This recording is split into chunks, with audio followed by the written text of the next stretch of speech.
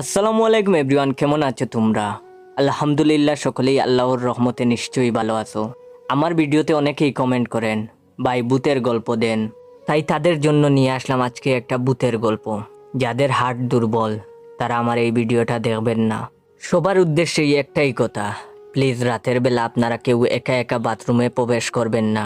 রাতের বেলা একা বাথরুমে গেলে আপনি অনেক বড় দুর্ঘটনার শিকার হতে পারেন। কথাগুলো এমনি এমনি বলছি না, আজকে ভয় পেয়ে মরতে মরতে বেঁচে ফিরছি বাথরুম থেকে। একটু আগে বাথরুমে ঢুকেছি, ঢুকার সঙ্গে সঙ্গেই হঠাৎ করে কারেন্ট চলে গেল।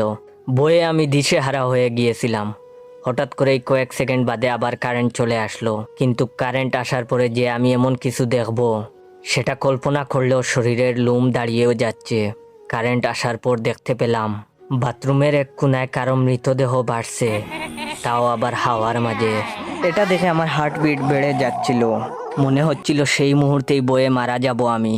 আমি এক দৃষ্টিতে সেই মৃতদেহটার দিকে তাকিয়েছিলাম। হঠাৎ করেই যেন মৃতদেহটা আমার দিকে ঘুরে গেল, আর তার খোলা চোখ এসে পড়ল বরাবর আমার চোখের দিকে।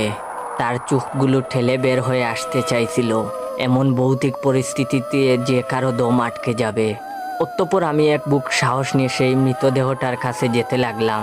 যত এগুচ্ছিলাম ততই হৃদয় স্পন্দন বাড়ছিল। যেতে যেতে এক পর্যায়ে সেই মৃতদেহটা অনেক কাছে চলে আসলো। তার কাছেই গিয়ে দেখলাম সেটা আর কারো নয়, একটি তেলাপোকার মৃতদেহ ছিল, যেটা মাকড়সার জালের সঙ্গে আটকে উল্টো হয়ে ঝুলেছিল। ভাই কেউ গালি দিস না ভাই, আমি ফানি মানুষ, এইসব ভূতের ভিডিও বানাতে পারবো না। আর ভিডিওটা দেখে ভালো লাগলে অবশ্যই লাইক কমেন্ট শেয়ার করবেন। ধন্যবাদ।